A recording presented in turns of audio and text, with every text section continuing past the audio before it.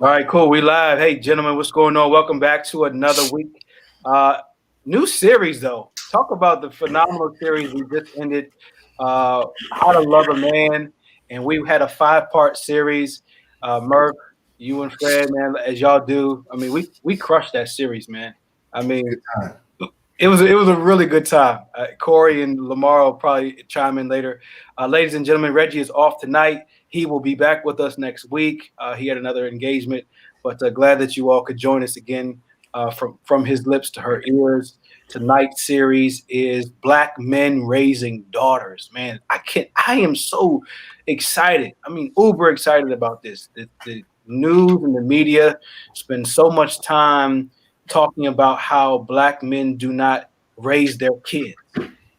The media spends a whole lot of time talking about that. If you watch the media, when you see a black man, it's usually someone who's getting arrested, someone who was just detained by cops, and then some statistic about us being deadbeat dads.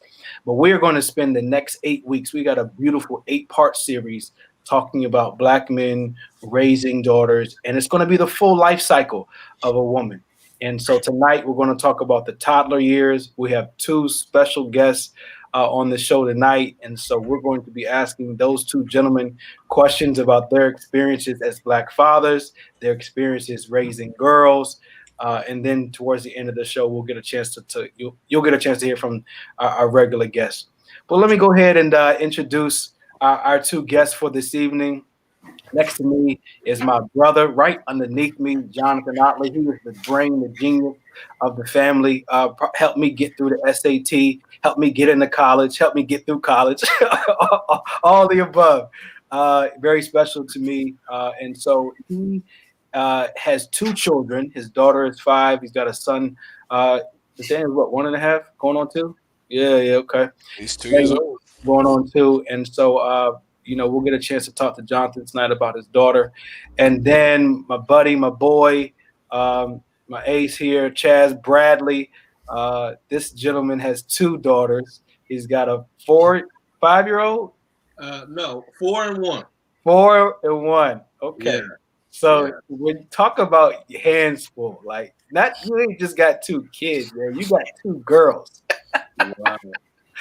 Talk about your hands full. Okay, so Murph, Fred, and I we'll talk about our families here towards the end of tonight's call, but we want to kind of dive right in, give these two gentlemen, Jonathan Otley and Chaz Bradley, time to talk about black fatherhood and what it's like to be raising a daughter in 2020, what it's like raising a daughter in this pandemic, what it's like raising a daughter with all the racial injustices that are happening in our country. And so we'd like to really kind of dive into that. So Murph and Fred, help me with that tonight. Jonathan and Chaz, in no order, we just want you both to start off talking about what it was like when you first got the news. Your oldest daughter, Jonathan, is 5. Chaz is 4. What it was like when you first heard the news you're about to be a dad, and then second, when you found out from the gender reveal that you were about to be a girl dad. John, I'll let you take it first since you got the oldest. Well, it's kind of hard to figure out where do you start first because all of those that you have just said are all monumental, monumental times. I can remember when I found out. I think shock isn't even the word. I think I was more. I don't think it really truly set in until I think when I found out the gender, as you said. And so you're like, well, goodness, that's a long time. I know, but it was almost like it was living a dream that you just couldn't wake up from because it wasn't like it was something that we were planning on doing, or at least I know in my mind, I wasn't planning on it. It just was one of those things where, you know, It just happened, huh? yeah, I mean, I can remember what happened because I thought it was a dream because I remember rolling over and she came in the room. It was like 4 in the morning or 5 in the morning, and she was smiling, all ears was wide, and she was just like, "I'm pregnant," and I'm like,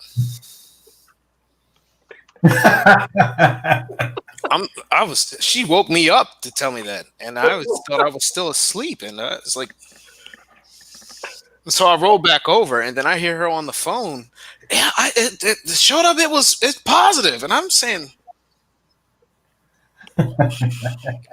and so there was a whole bunch of congratulations and everybody just saying it, and I said, no, this there's no way. It's not already time. No way. No way. And then as led up to the gender, I can remember being in the room and they were doing the ultrasound, and I was going back and forth in my head going, okay, I don't even know. I don't even have a preference. I mean, I think that's good. That's really good because I don't have a preference either way. Either way, it's got, I don't know. I don't even know. I don't even know what I'm thinking. And I can remember just literally looking at the screen and all these things going back and forth. And then she says, all right, you see that? You know what that means? And I'm just like, it's kind of like somebody who, who's trying to teach you about something that you've never known before. I have no idea what that meant. And so, you know what that means? I'm like, no. And she's like, yeah, it means it's a girl. I think about just had this big old lump in my throat because it was confirmed, because she went and did another thing. It was confirmed. And I just was like, I'm screwed. I said, I'm screwed because whatever chance or thought process that I thought that I had as to what it would be like to be a father, I said, okay, I might got a little bit of something when it comes to men because, of course, I was raised with all boys. And the only women in my life was, again, my mom. And for a little stint of time, we had our god sisters. That was really it. Our cousin, she was all the way in California, so I didn't know anything about it. And from that day forward, I was just kind of even in more shock because I said, I don't know what I'm gonna do. I have no idea. I like how you put that, man. I like this shock factor, and then you talk about this lump in your throat, right? I like that. It really kind of paints the picture as to like you just don't know what you don't know. Yeah, talk about the same thing, similar to Jonathan. What was it like, man, when you first found out that you were about to have a baby girl? So I have to split it in two because remember I have two girls. So the first one, when my wife told me she was pregnant, I think I had the same reaction that we all have. We asked the general question, right? Like, whose is it? Ooh, damn. That's a joke. I throw jokes in there. That was a joke. Hey, that ain't no joke. You might be sleeping on the couch. I'm waiting for the door to come right open, and then she come in like, oh, she's used to it. Hey, Stephanie, don't kill Chaz. He was just telling a joke, sis. I promise he was telling a joke. So, actually, like it was planned. We got married in July, and a couple months later, she was pregnant. So it was planned, and it was just a feeling of happiness and joy. Because I know my mom's watching this too, but I got tired of having sex. Like, sex is supposed to be fun, not no work. Like, okay, I'm ovulating right now. Let's do it. I'm like, whoa, like I'm still eating. Okay. So I was like, man, it was like it's about time because I'm getting tired. Hey, Corey, does that ring any bells, man? You nodding your head like, yeah, you know what he's talking about. I know exactly what he's talking about. Right. It's a part-time job. Man. So, that was the first one, and then as far as when I found out the gender, I was actually away from work, and we wanted to do a gender reveal, and the doctor actually told Stephanie like a couple weeks like what the gender is when we specifically told her and noted on the paper, don't tell us. And she accidentally told her and she felt bad and she cried.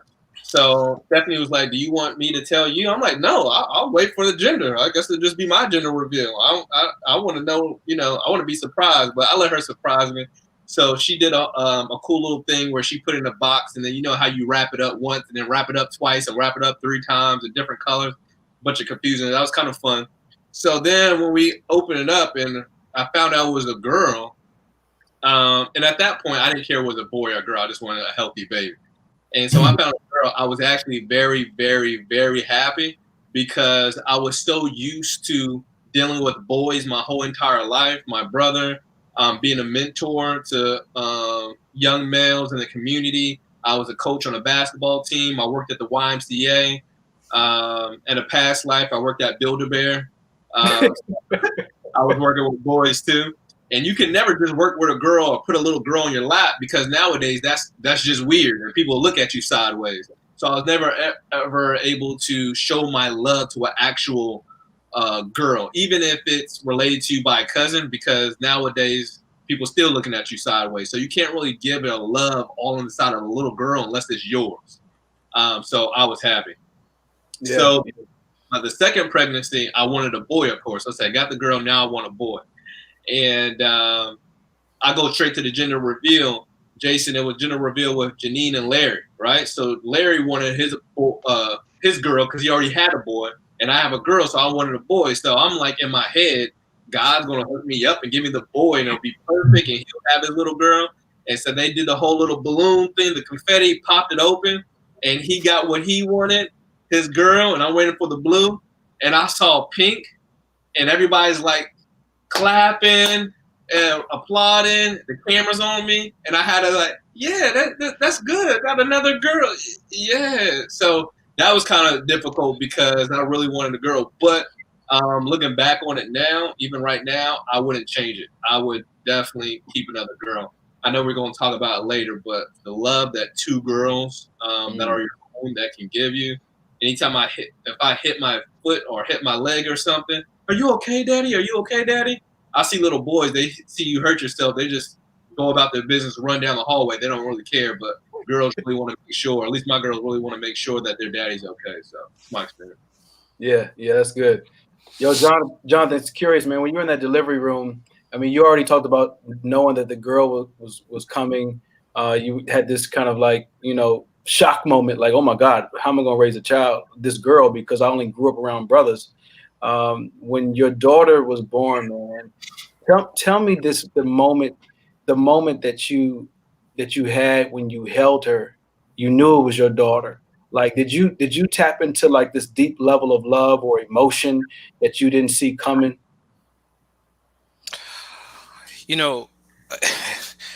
A lot of people have talked about that, and unfortunately for me, that's not what I had experienced. And a lot of people have said, when they first had the baby in their arms, it was just like, oh my goodness, so much love, and it was there. And for me, it wasn't that, for a couple of reasons. I know that one, I was called for an emergency C-section at one point because they thought that the baby was in distress. And so I can remember having to get all donned up in the whole surgical garment and then go into the ER. And so I know already, I'm trying to be poised and, knowing anything could happen at that time. And so already I was on red alert, trying to figure out what's going on. And then that passed by, it was a false alarm. And then so when finally going into delivery, in my mind, all I was thinking was, okay, just let the baby be fine, let it be okay. And then when finally she came out, I had watched it, and then they had me cut the umbilical cord. And when I held it, for me, it was a sense of, the best way I can describe it was fear. I had reached a fear that I had never had before, because now it was almost like,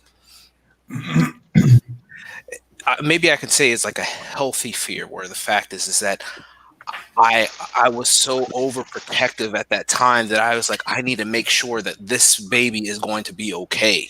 Like, I was so afraid that something could happen to it, like to the point that I was watching the nurses every move, that I was so fearful because I didn't know what was going on and what they were doing, but all I knew was that they better not be hurting her. Like, all of a sudden it went from both fear to almost like this, I almost want to say like predatory rage of watching, of just like anything that anyone did, I was about to lash out. Like, I was watching them like a hawk. It's just like making sure that they didn't hurt her, that they didn't touch her, because all of a sudden I was like, I don't know what I would do if I would lose her. You killed somebody. Yeah, it was that fear that I couldn't even have sleep. That I would sit there. I can remember holding her in arms, and I'm just looking at her, and all I'm doing is just watching her chest go up and down, making sure that she's breathing. I'm afraid. I'm making sure that I'm holding, because I don't want to do anything that could harm her. And so for me, it had changed me drastically, because I never felt that way about anyone, especially, you have your love for your wife, or that's a love, but here it is almost like this instinct kind of came over me, that it was just like I would fight, I would do anything to make sure that she was protected, that she was safe. And it was that fear that came to my mind, that I said, I need to make sure, I need to do everything I can to keep her safe. Yeah. That's a powerful emotion, Jonathan. I appreciate you sharing that. Hey, Fred, Murph, Corey, real quick, man, chime in, the three of y'all. Did that resonate for y'all as well? That feeling of fear that Jonathan talks about? You might have seen me nodding my head, but I'm nodding because I understood what Jonathan was talking about. Yeah. I don't know. I always kind of felt like maybe my parental empathy or sympathies were not totally attuned, because I didn't have that overwhelming emotional rush that some people describe similar to Jonathan. And it's actually refreshing to hear somebody else not have that. And you've helped me understand my own response. To tell you the truth, Jonathan, I'm grateful for you being here tonight, because I had a very similar feeling about my daughter's birth. And some of it, I think I'm starting to understand now, just listening to you, was partly because I didn't have any clue what the hell I was going to do with a baby. I didn't grow up with nieces and nephews and little children. And I mean, my playmates, my kids as I was growing up, but we were always either being raised together or sort of raising each other or whatever. But I wasn't around infants and babies and that type of thing. So I didn't have a history. Hadn't built any great affection for these little packages, you know what I mean? But in my ignorance, I think my response was this protectiveness. I did what came naturally, was to be analytical, use my intellect, use my training in the healthcare profession and nursing, to become this protector of my wife and of this baby. I felt that way from the very beginning, actually, from the time my wife was pregnant. And most guys probably do, if you really love and care about your spouse. I tried to be with my wife at every appointment that she had, every meaningful appointment. If she had a amniocentesis, of course, I was there. And with my own personal professional training, I was, paying attention to everything, like you said, Jonathan, everything that everybody said and everybody did. And I was fairly well peeved, to say the least, if somebody tried to deny me access to my wife or my child or my infant when she was born along any step of the process. So you helped me understand myself tonight, man. And thank you so much, because I became that protective person. You know what I mean? Didn't know how to mother a child, didn't even know how to father a child at that time. You know what I mean? I learned as I went along. But one thing I knew I could do was do everything I possibly could to keep mother and daughter from harm. That's good, Fred. What about you, Murph? Well, it's interesting you say this, man, because when my daughter was born, I had just finished my master's program in clinical counseling. So I'm not gonna lie to you, my daughter was my experiment. Like everything I learned in class, I said I'm gonna implement it with her. So I knew off the rip, like in that moment, and I'm not gonna lie to you, Fred and Jonathan, when you guys say about that fear, I didn't feel that fear either. I didn't feel that. But what I did know is, like, this is my moment to be loved. Like that's all I thought was. I thought, I said, this right here is a game changer for everything in my life. Nothing else matters more than me being the best version of me. You know what I'm saying? Because if I'm out of pocket and if I'm messed up with it, then I'm gonna mess her up and I'm gonna produce stress and she's gonna start liking stress. You know what I'm saying? And if she start liking stress, then I'm gonna have to deal with some fools because of something I did. Wow. So immediately I was in a moment. Like, first, it's funny because all the residents came in and stuff. You know, it's like 10 dudes up in here, and Emily's dilating and stuff. And they were like, "Yo, we gonna look." I was like, "I'm just gonna help everybody," and I'm calm with it. Like, I want to help everybody out. The doctor's gonna stay in here, and the nurse. All y'all gonna move. And they were like, "Well, sir, we're supposed to learn." I said, "You're not gonna be learning on my wife's vagina. It's a wrap. It's time to go." Yeah. And they thought I was joking. I was like, the funniest thing for you guys to understand right now is because I don't know what's happening right now, I'm not joking. And I'm not, when I asked you to leave, I'm telling you, you're going to leave. And they left. I mean, it was a wrap. I mean, and I meant that with the utmost respect. Yeah. But I also, in my mind, was thinking, how can I create a stable environment where my wife is not feeling insecure, I'm not feeling some kind of way, so that stress is down because I already knew. You know what I'm saying? So that was my first experience with it. I became very aware of my ability. Yo, that's good, Murph. That's good. Corey, chime in, bro. So, man, a couple of things, guys. First of all, hello to everybody. Corey. Second thing, man, I am like excited beyond excitement because Fred just used a word with 6 syllables, right? I've never seen that. Okay, so let's just, Jonathan. No, guys, listen. He said amniostasis or whatever the hell he said.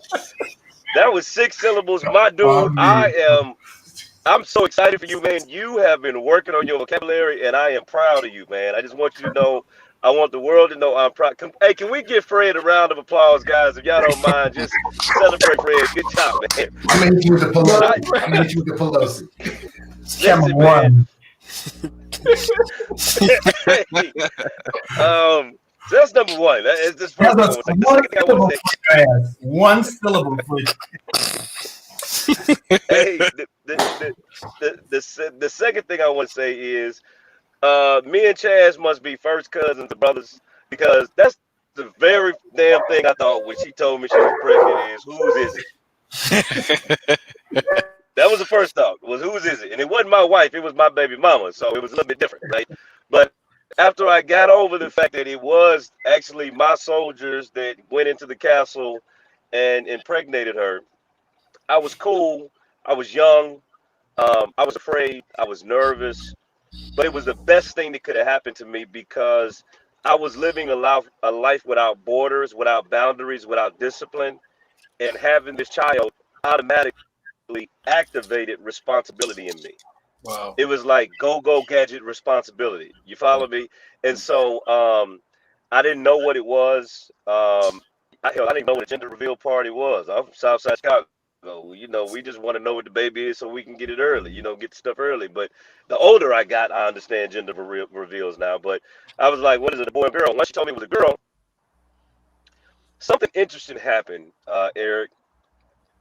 All of a sudden, it was this overwhelming desire to change my lifestyle because I knew now that what I was doing to women, one day somebody could potentially do it to my daughter.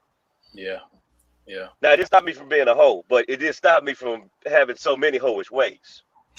Why you look at me, man? I'll tell you.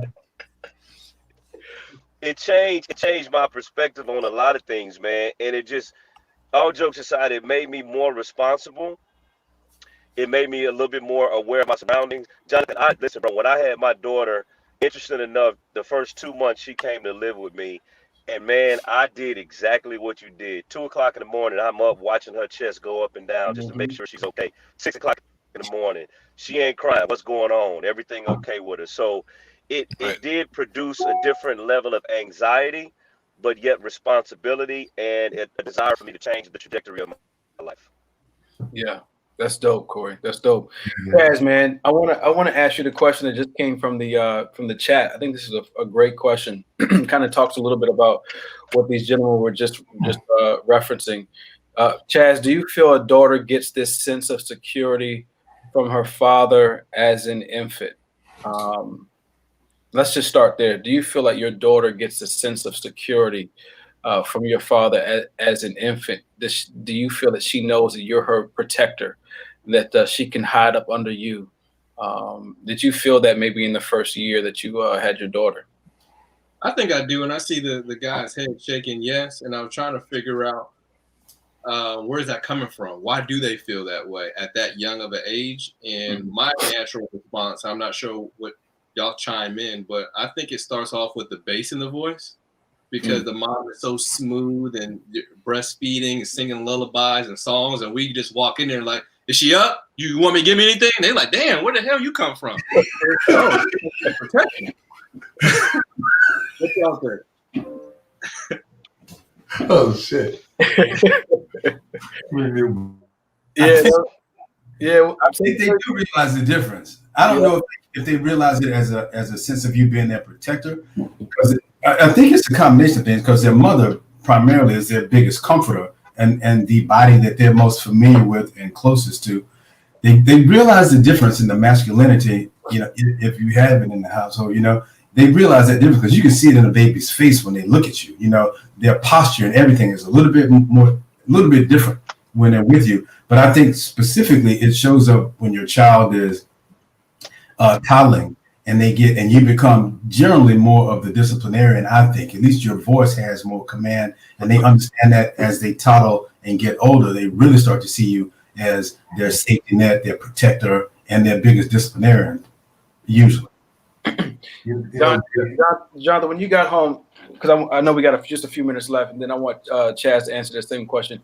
When you got home with your daughter, the first week, first 2 weeks, first month, man, what was it like for you, day to day, bro? I mean, like what was your life like that first month that you were home with your daughter?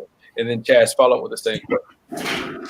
Well, for me, I think I even shared a little bit with you when you had first transitioned home with your child. You know, I did a lot of the, I guess you could call them the classes. You know, the pregnancy classes. You know, I did those, and you know, I was prepared for a lot of things. I even watched a lot of videos. You know, I did a lot of reading and things, and then what it didn't prepare me for was, again, the home, because whenever you have the baby, there is a lot of attention and help, I will say, in some case. Help as in you have experts. If there's something that you don't know, if you don't know something, you just ask the pediatrician. You get the nurse. Or if you have somebody, they show you how to change the diaper or how to make sure that the baby will latch, you know, for breastfeeding. If you have any questions, literally, you just go, hey, pediatrician, you know, this, and this. Sometimes you have 2, 3 different pediatricians who will come. You have the pediatrician on call. You have the pediatrician that, you know, is there for, you know, your specific child or just the general one. Once we got in the car, I remember putting her in the car seat, and I was just like, okay.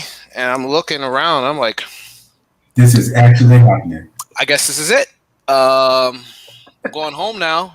And nobody even said bye. You know, they was real quick to wheel you out. You know, I went and pick up the car and drive it home, and then we get home, and I'm just like, so now what? That's the definition of FTL. So what do we do? You know, and then don't let something pop up. Like literally something happened. I'm like, is this normal? And I try to call, and then you get the voicemail, or you get put on, and you don't know, and so you're looking up in the books, or you get Google Doctor, you know, to go try to do something. You don't, God forbid you use Google Doctor, because anytime you type in any symptoms, you got cancer and you dying. Something like that, you know, it don't even matter what it is. He's like, man, I got a headache. Let me go look. And you're like, yeah, I got brain cancer. You know, something, you know, you don't even want to go do that, because they'll tell you all kinds of crazy stuff.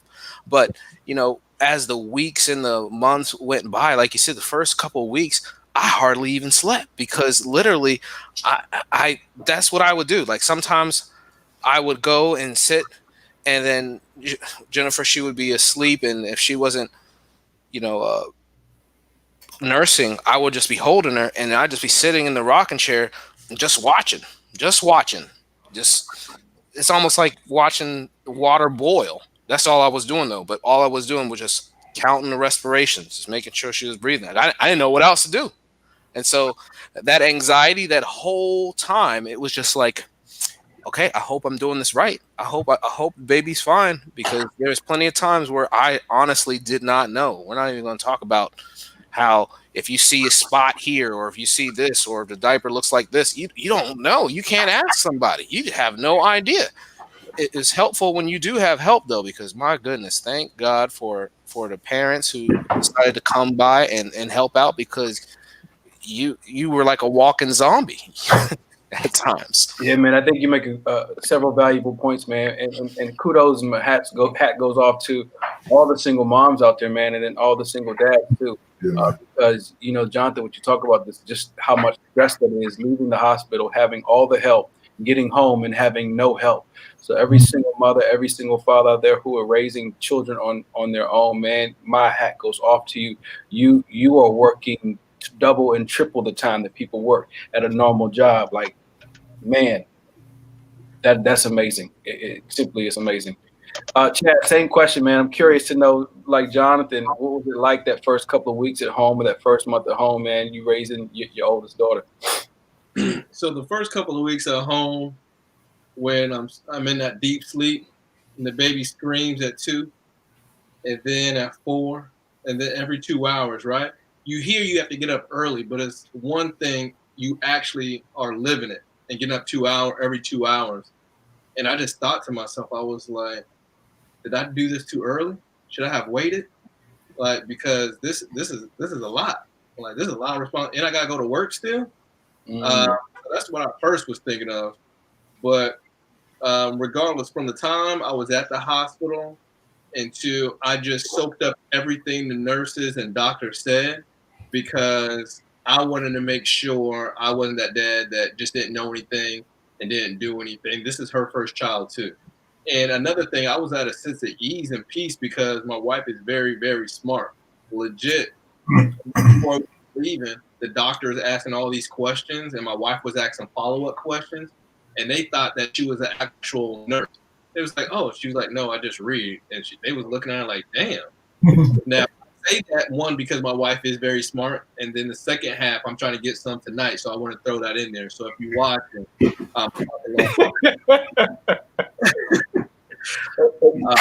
Chad, you had to know. You had to know.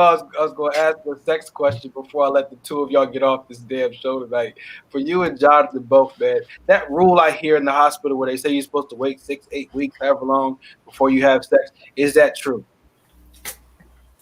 Hey, I tried to give my wife like an extra 2 weeks because I was trying to be a gentleman. You know what I mean? Bruh, the most miserable 2 weeks of my life. I was like, what is it? Well, my wife can't get her hands off me, so I was like, hey, she said another week. And so I was, because I'm a good guy, I was like, okay. Good husband too. He's a giver. He's a giver. Because you're a good guy. I love it, man. I can't wait to hear Steph after we get off the call. Like, man, she's gonna go in. She's going in on the chats.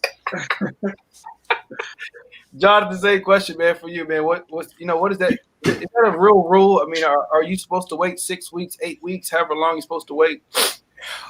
For me, it was I was a big stickler by the rule. So I know for me, I actually did go by that rule, and I actually had some encouragement too. I could remember mom, she would be like, hey, make sure you following that, you need to go ahead and, how many weeks is it? Yeah, you got a couple more weeks left. I know you do. And I said, okay, I kind of understood why you kind of needed it. It was rough, but when you saw the process, I just know for me, when I saw the process of the baby coming out, I said, look, we're gonna need all the help we can get to make sure that we make everything healed. So we're gonna take this slow. We're gonna take this slow. Take your time. And we're gonna pray so that everything is good to go when it's after that 8 weeks. So it was one of those things that I think she was saying that when I say she, I think mom was saying, look, you need to slow your roll when it comes to this. We gotta, heal up. Gotta make sure everything's good to go down there. And so, But okay. John, your wife had a C-section though, right? No. We were going to have an emergency C-section when they thought that the baby was in distress, but it actually was a false alarm, and so because they didn't detect a heartbeat, and what it ended up happening, I believe, was that the internal monitor that they had, the vaginal monitor that they attached to the head, I think came off, and all of a sudden, you're on there and seeing the baby's heart rate, then all of a sudden it flatlines. And so then that's when they rushed her in to do one. And then when they finally were getting ready, they got the heartbeat back and it was stable. And so they said, okay, we're good. We'll keep you here for a little good measure. And then they brought her back, but then we had a regular delivery. So, well, for me, my wife had 2 C-sections. So I'm currently still the heavyweight champion, Mandingo warrior in the household. So I got to worry about, I didn't have to do anything. It was good. It's like right back to normal. So. Right. Yeah. Hey, same question, Corey and Fred, man. Corey, south side of Chicago. How y'all boys think about that whole thing? And then Fred, you Huxtable family, so you guys might follow the rules, man. But I'm just curious to know, like, how y'all dealt with that whole rule 6 to 8 weeks waiting period. Oh man, I'm like I already told you.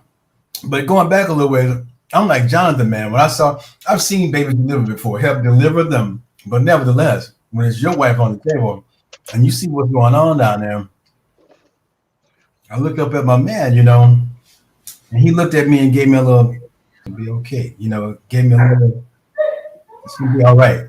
And I took him at his word, But nevertheless, then what I saw, I thought I was gonna have the heart to be a gentleman and like give it another couple of weeks. You know what I mean? They said 6, right? You know what I mean? But it's up to you. And they said 6. And I said, you know what, sweetheart? I'm thinking about just what happened. You know what just happened? You take your time, take a couple of weeks. But she was like, oh, honey, for real? For real? Oh, that was the last I got for a while, It was a pain. It sucked. I thought of it, and I'm gonna try not to be rude, right, at all. So I'm just talking from my perspective, and I'm silly, and I can't lie. So so I'm watching everything happen, and I was like, oh man, she got to push hard, and I don't know. And then I watched the crowning, right? So I'm from Ohio, and there's a place you go, amusement park called Kings Island. Okay. Kings Island. And the Beast is like the best ride there. When I saw the crowning and everything that was happening, I felt like I was at Kings Island watching my favorite ride be like destroyed. I was like, crazy. Like, this is the craziest thing I've ever seen in my life, and I'm in shock like the whole time. And Emily's like, "You are so silly." I'm like, "Babe, this is crazy."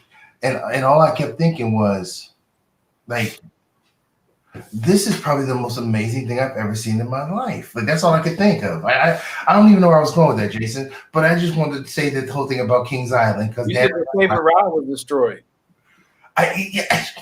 Not destroyed. It was just like, I guess the ride changes. Oh, because the Beast was a wooden roller coaster. It became aluminum.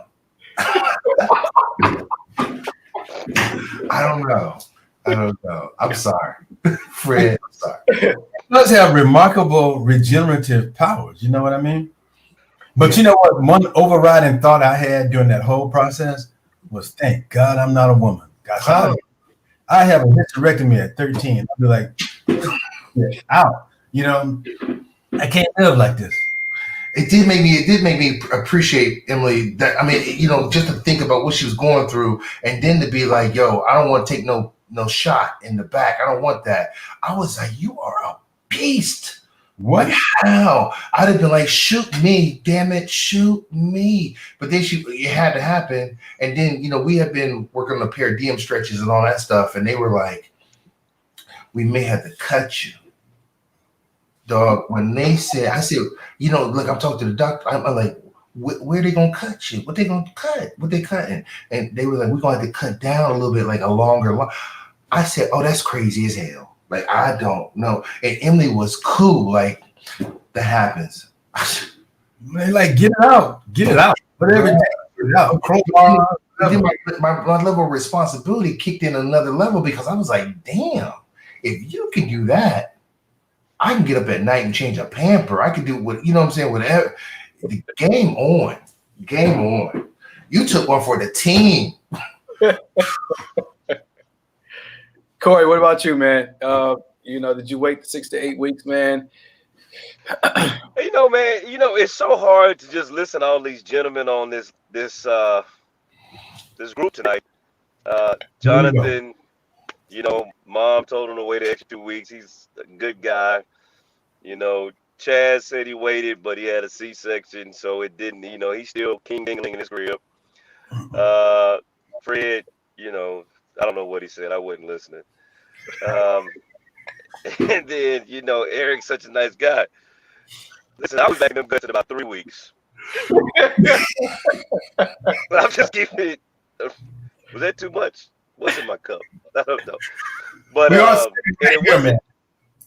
it wasn't, no, honestly, true story. It wasn't me, Eric. It wasn't me. Like Chaz said, she was the one that was like, let's go. You were forced. I was forced, man. I feel like the victim. Because, I felt like I had no choice, and I had to do it. And you always have a choice. No, it was no choice. It was no choice. It was like, after you just gave birth to that child and you gave me the greatest gift on the planet, who am I to withhold myself from you when you desire me 3 weeks after having birth? That would have been selfish. I just didn't want to be selfish. That's admirable. I'm dead. Hey, Corey, man, that's the interesting point. In some universe. When you said that, man, it makes me also think, if you say no, then the thought is, well, Negro, where else are you are giving it up at? Because if you ain't giving it up here, where are you giving it up at, right? So I feel you. You almost felt like you had to. I'm telling you, man, I was the victim. I didn't desire it. Like Jonathan, I was trying to go by what the paperwork said. Like Fred, I was just in awe of what had just taken place. I was cuddling my baby, and she came to me one day and was like, hey, let's go. And I was like, but honey, like, no. But the doctor. Then she just attacked me, Eric. Corey, you and killed I me. just Stop lying, dude. All right, guys, man, we're gonna wrap up with our guest, man. It has been a pleasure, Jonathan Otley, my brother, Chaz Bradley, Chaz B, my dude. It's been a pleasure having you both on the show, man. You guys really just shed some light. Really kind of got this first this part one of the series started, man. Black men raising daughters. I do want you all to kind of end with some, hey. Say hi, everybody. Hey, give me a kiss. You can leave it. Give me a kiss. All right, go. Get out of here. Yeah, Corey, yeah. Hey, listen. For those that are watching, that is what it's like to be a girl dad, right there. Thank you, Chaz. That's being a girl dad, right there. 100%. Yeah. Dealing with women. Hey, Jonathan, before you and Chaz leave out, man, I do want you both to just kind of share some parting words. Again, we just appreciate you being part of the first series, the Delivery Room, Black Men Raising Daughters. I want you to share with our audience, those gentlemen who are watching, who are soon to be dads, afraid, anxious, excited, those who are dads and may need kind of like some motivation, some reinforcement to go back home and take care of their responsibilities, man. I just want you guys to kind of end with some parting words on what does it mean to you to be a Black man raising a daughter in 2020? What does that mean to you? And Chaz, why you always making me go first there, brother? He said, You're the oldest. Oh, I'm the oldest? Okay. Well, I don't even know what I would even say for raising a child in 2020, because that in itself, I I almost want to call the 2020 just the asterisk year, that it just does not even follow any kind of rules. Things change. So many things have changed that has made just parenting in itself difficult, let alone having a daughter and then having to try to explain a lot of things to someone who's young, trying to understand a lot of the things, understanding the riots, understanding, the hatred, all the different kinds of controversies and things is difficult. But what I could even say for those even trying to even get there is just probably one is just that it's okay to not know what's going on. It really is okay. A lot of times I think that society would like to make it seem that as you being the man, you need to know everything. You have to have an answer for everything. And sometimes you really do not have an idea as to what's going on. And that's okay. Mm-hmm. That is really okay to legitimately have that, because if you knew everything, then there wouldn't be a problem.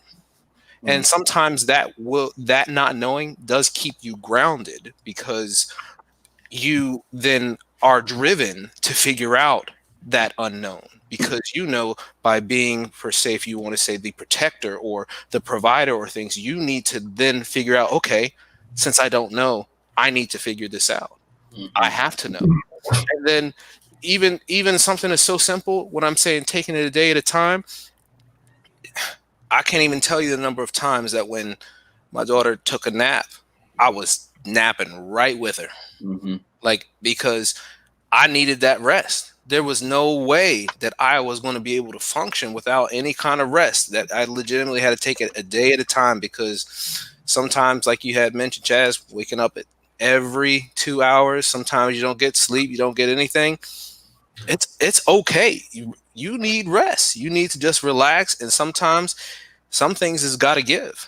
Sometimes it's just like, at times it'll be work. But I know that when it came to my daughter and to my children, I said, I'm going to give them everything I have. Everything else can just go by the wayside. So sometimes work would falter, things are going on. Some people give all they have at work and then come back and give what is left over. I said, I wanted to make sure that I could reverse that, to give everything I have to my family, and then everything else can just kind of go by the wayside. But taking it a day at a time, get that rest, and it's okay to not know, but take it a day at a time. Day at a time, yeah, that's great advice. Chad, some advice, man, to some fathers who are trying to get it right. They want to go home and make things right, or they need some motivation, man, from some strong Black men like us to kind of give them some idea of how important it is to be a father today. My advice would be, it's okay to be silly. I don't care if you're 30, you're 40, or you're 50. Have fun with them. Play around and joke with them. Don't just joke around with your homeboys when you out on the weekend. Joke around with your kids, and that's whether it's a boy or a girl. And so if she's listening to Disney music, what's wrong with getting up and dancing to Disney music with her? Does it make you less of a man or something? It doesn't, because everybody, I don't care how old you are, what gender you are, they want to feel special. Just think about the men that are watching, or us. How many times did anyone tell you in the past week or two that you was cute? Nobody. But if someone, I don't care how old, let's say an old lady, I'm like, man, you look cute, you look a handsome young man. You be walking around, you be like, Dad, I guess I don't. I just got a fresh cut. I mean, I got or something. That might what it be. I've been eating right, but everybody wants to feel special. So if you can make your kids feel special, and when they go to daycare, they go to kindergarten or grade school, they're not looking for someone to feel special. And sometimes they're not even looking for someone to make them feel special. They walk right into it, and they're not used to people talking to them, having fun with them, being silly, and making them feel special. So if they already have that sense of, I'm special, my daddy will do anything with me, there's nothing that he won't do, they're not going to be paying attention to nobody else, because they can't wait to go home and play with you. So just keep that. And if you do have a boy or girl, just keep in mind, don't just do that with your girl, because then your boy's going to feel left out and be like, well, daddy's always mean or rough to me. And then he going to have to grow up with issues or something, or looking for a dad that will provide that to him. And there's a lot of child molesters out there too. So give that same love to no matter what gender, boy or girl. Yo, I'm glad you mentioned that too, Chaz. One of my old student athletes, man, Bobby Johnson. Good to see you, champ. He talks about his note here. He plays album. Yeah, animated. They're kids, and he let them be kids, man. That's awesome, Bobby. Great to have you on the show tonight too, champ. Chaz, Jonathan has been real gentlemen. We really appreciate you guys kicking us off, man. Part one, the delivery room. You guys really set the stage, man. We're excited about how the rest of this series is going to turn out, man. But you guys make sure you tune in, man, as the series continues Tuesday evening, 7:30 Eastern Standard Time. And we'll have you back. It's an 8-part series, so we got a lot of time. Right, and if the fans want to see me again, just make sure you go to Dr. Jason to get me back on the show. I'm happy to be a part of it. They're gonna be in my DMs like, yo, bring him back. But hey, no, but seriously, thank all y'all. It was really when Jason invited me on the show, it was an honor because I know he knows a lot of great guys. I've seen them, I talked to them. So for him to ask me, that meant a lot. And y'all guys are great. Nice to listen to other people's perspective. Nice to meet you. So and to my cousin, Corey Hughes, it was nice to meet you tonight. And then Fred and Eric, nice to meet you as well, Jonathan. Hey, listen, Chaz, man, the good guys, we gotta stick together, man. Like we've been victimized for too long. These women have been taking advantage of us for too long, and so power to the people, brother. And more power. All right, Jonathan. All right, Chaz. I'll talk to you guys later. Take care. Have a good night. Cool. What y'all know about duct tape? Enhance your love life. Hey, man. We're back. Hey, man, that was a good episode, man. It was good having those two cats on, man. What things stood out though to you? What maybe new triggers or what things came to your memory? What did you relive? Let's talk about that for a minute before we go. You know how long it's been for me, man? My kids are 26 and 29. So it's been a while, but listening to those guys talk about just the beginning through where they've been right now. First of all, I know they have a long way to go and a lot of adventures to have raising kids, raising girls. But to hear Jonathan say, and I remember distinctly putting my daughter in a car seat that would not pass regulations nowhere now. They wouldn't even put it on the market now. You know, they got newfangled stuff. You have to study the book before you get there. So you have the kid in the thing all upside down and shit. When we strapped my daughter into the car seat, I thought that was my first real WTF moment. Like, ain't somebody gonna stop this? You know what I mean? They seriously gonna let us take this baby home, me and you. Because my wife looked like she was 14 and I looked maybe 15, and she was the adult and I was still trying to grow up. But it was terrifying to think I didn't know anything about kids, nothing. Yeah. Yeah, I tell you, you know, when they talk about the delivery room, man, like one funny story that stands out to me. And Fred, man, back in your day, you talking about your kids is 26 and 29. When your wife gave birth, man, did y'all have your child the whole 24 hours? Have them? What do you mean? In the room? In the room, or did they say, hey, Fred, you know, we got him. Like, we're gonna take him to the nursery. We're gonna take care of him. You get some rest. He was back then, dumbass. Wait. Oh, that we had our baby in the same manger where Jesus was born. What the hell? I gotta put up with his dumbass, and I gotta put up with this shit too. I'm trying to quit cussing. Y'all know that. Fred, I'm dead serious. Yo, look. Let me tell you what happened to me. I'm feeling my blood. I have no idea what I don't know. Like, you don't know what you don't know. So in my mind, I'm thinking, when the child comes, the nurses come, they take the baby to the nursery, they clean, wash, they spend time, and you can rest on the couch. You know, you can get a few breathers in. You could probably pull your laptop out, get some work done, right? Man, bro, none of that. It was like, yo, 23 hours, the baby's yours, and 1 hour, the baby belongs to the nurses. They'll come the first part of the day for 30 minutes and grab the baby, vitals, and wash the baby. And then half of the day, they'll do the same thing. For your child? Yeah. Really? No, it wasn't. I don't recall it like that. Yeah, no, I don't recall it being like that. We didn't have like it was like a prison cell, Right. 23 and a half hours in lockdown. Corey Murphy. You walk around in the Was it like that for y'all?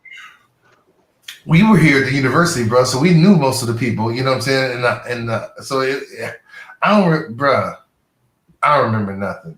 I was in the moment. Everything. You know, Eric. I don't remember any of That's it. what I appreciate about you, Eric, because you tell the truth. Fred Right. old ass don't remember nothing about when that baby was born 42 years ago. Listen. He don't know nothing. Like, Jason, stop being disrespectful, man. Fred is my guy. You talking about I pulled out my laptop. They didn't even have computers when Fred was having kids, man. Chill out, bro. Like, You ever seen? Hey, nappy head. You ever seen an abacus? You ever seen them damn strings with them knots on it? That's a computer, fool. That's a computer. And another thing, amniocentesis has 7 syllables. Count them. That's only 6. I almost choked Hey, on my, You don't know how to say the word. I almost choked on my shit here. That's only 6. Anyway, I don't know. Amniocentesis. Oh. Amniocentesis. Oh, that's 6. Damn. Man, what is wrong with you, man? Hey, man. Anyway, Jason, I'm sorry, man, to get off track. I apologize. It was only 6. I'll say a 7-syllable word next week to help Fred out. But man, listen, I honestly, just like them, dude, I can't remember. I don't remember how much time they spent in the nursery. I just know, and part of the reason was because my daughter Serenity, when she was born, she wasn't breathing.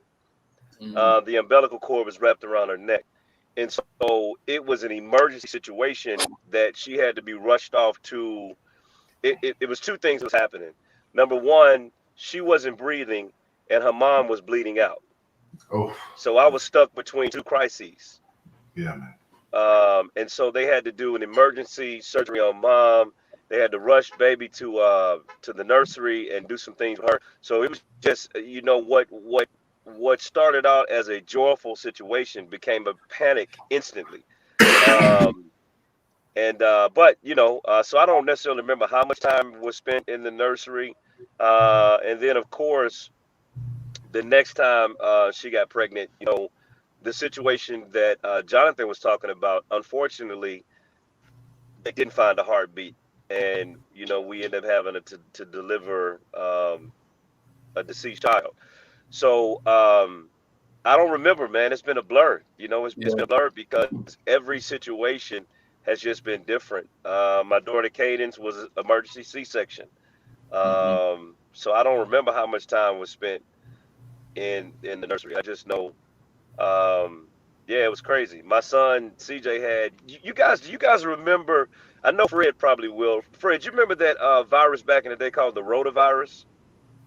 Yeah. You remember that? I don't remember anything about it, but I remember. Yeah, Go my ahead. son came home, had the rotavirus. It was just crazy. It's been every experience has been different. But God has sustained us, man. So it's all good. You know what? I do remember one thing though, Corey. When I was with both of my children, I remember saying, "I got to be stable." That's what I remember the whole time. Because as you're saying about crisis after crisis after crisis, the only thing I could think of is how can I be so stable that my wife is like, I know he got it. You know what I'm saying? Like, there was nothing that Eric could express other than stability. Right. You know what I mean? And not control, like, this is what you need to be doing, honey. It was more like, do what you need to do, and I'm going to set up the boundaries around you so you're safe while you do what you do. You know what I'm saying? How you feel.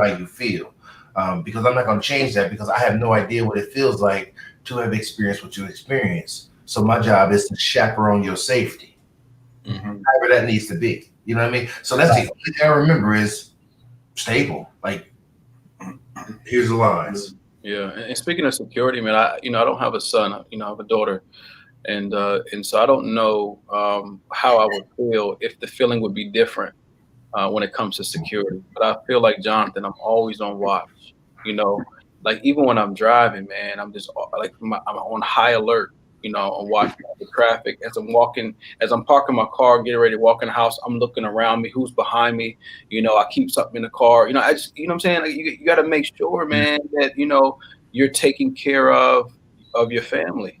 And so I'm always on high alert, man. And I've never felt like being on high alert like I do now. I've never felt that before. This is just the beginning, man. This is just, listen, you're so young. Your baby is a real baby. This is just the beginning of your cortisol level. You know, honest to God, I think this probably takes some years off your life. It adds a whole lot of value and love and just things that you can't get anywhere else. But the stress level will be unmatched because you will constantly have a reason other than the normal stresses of life.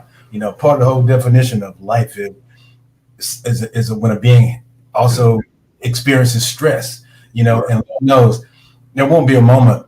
I can tell you, the guys who you had on offered such good comments. I think it was Chad who was talking about, you know, play with your kids, and I always say see them. You know what I mean? Don't just let them walk through a room and don't notice and don't look at and don't engage them. Look in their eyes and talk to them. Get down on their level and talk to them and get to know who they are. You know what I mean? Listen to what they say. You know what I mean? And don't just humor them.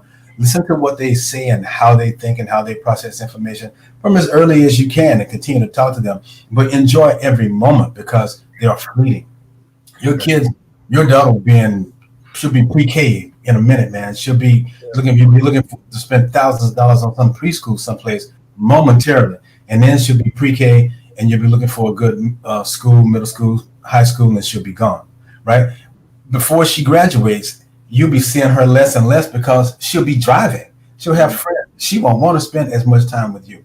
When my daughter went to college, I had people I worked with saying, "Do you miss Jolie? You know, what's it like not having Jolie at home?" And I would say, "Joe, you know, I often don't see Jolie, but maybe 2 times a week. You know, her senior year, her junior year, because she was involved in extracurricular things, competition cheerleading. She had friends doing things. She was driving. She was working. So they're gone quick. You know, they're gone soon, man. So be intentional about the time you spend with them." Yeah. And man, and I would say document it, man. I would say take as many pictures. You know, going back to what Fred said, is not, and I think everybody who watches the show knows that it's not very much that Fred says that I agree with. All right, let's just get that out there. Right? But when he does say something that actually makes common sense, then I'm going to agree with him. And so I agree with Fred, man. Like Jason, all jokes aside, man, it gets worse. There is another level of anxiety and care and love that comes along, especially with daughters. And yes, I don't know about Eric and Fred, but I had a different love from when my daughter was born than when my son was born. It was like my daughter was my heart and my son was my pride and joy. Equal love, just different. And different concerns, different worries. But those girls with men, like, man, Fred telling you the truth, bro, like it get worse when they 2 or 3, because right now they can't move. Right now the biggest concern is making sure that they are safe throughout the night in the crib and that they've got, you know, nutrition. But then when them little crumb snatchers can walk, now I'm concerned that, you know, they ain't putting stuff into the outlet or putting something in their mouth that they shouldn't, or running off into the street.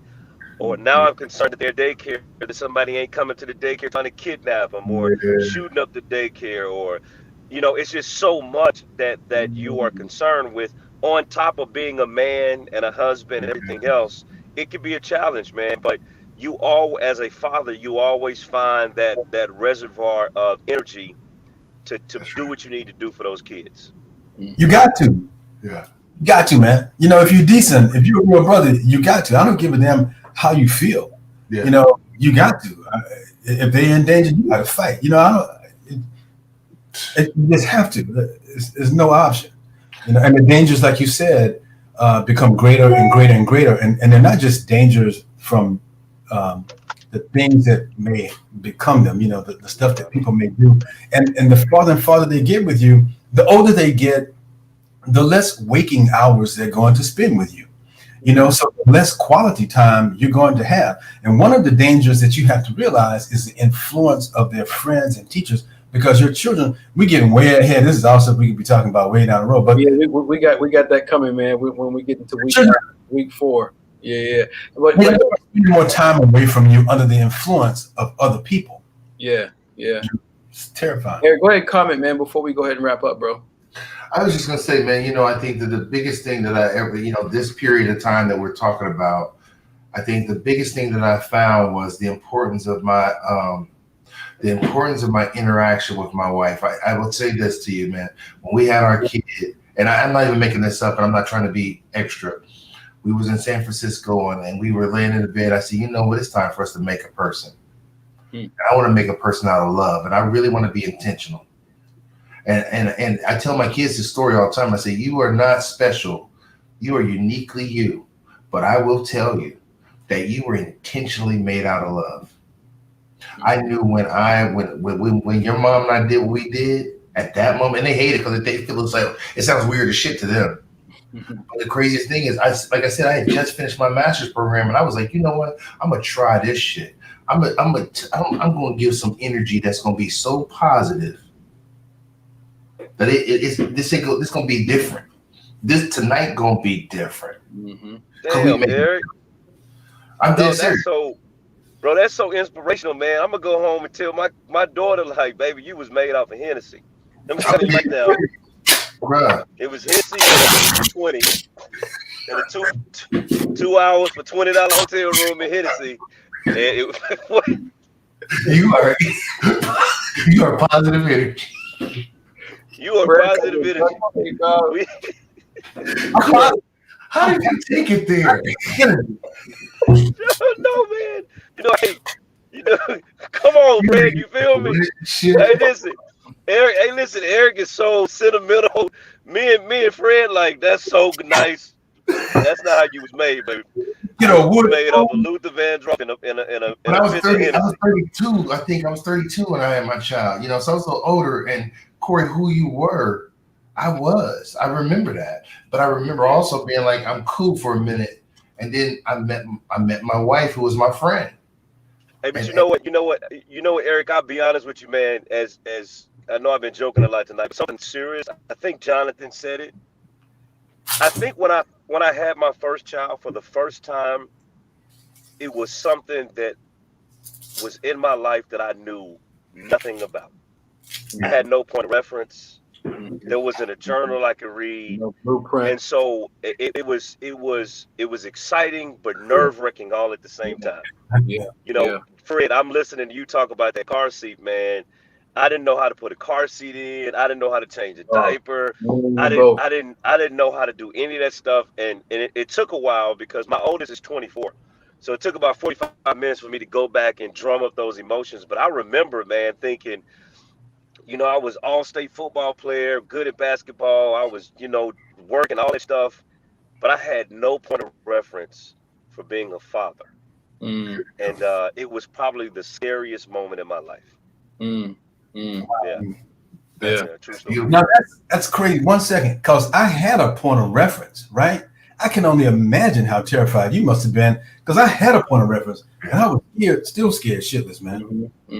Just didn't know. I didn't know what to do. Don't know what you don't know. Hey, y'all, if y'all tuning in for the first time, we started a new series today, man. This Black Men Raising Daughters. Tonight was part 1, the delivery room. We had 2 special guests. Jonathan Otley was on tonight, and so was Chaz Bradley. Gentlemen, thank you for coming by and being with Fred and Murray. You feel good. We had a phenomenal time. Just you made me feel good about y'all's experiences. But look, hey, here's what's next week, guys. Next week, 7:30, we'll do the same format. We'll have 2 new guests on. But here's what part 2 is. It's an 8-part series. Part 2 is Tell Her She's Pretty and Other Good Things About Herself. Oh, man.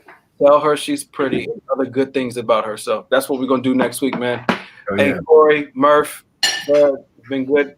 Good seeing y'all, boy. Hey, Fred, I'm going to say one more thing before I get off of the line. I hope Jason ain't streaming this. Hey, don't say Also, I'm going to tell you another reason I was excited, Eric, when I looked at my daughter. because I was scared she was gonna look like her mama. Anyway, all right, y'all. He's a wild boy.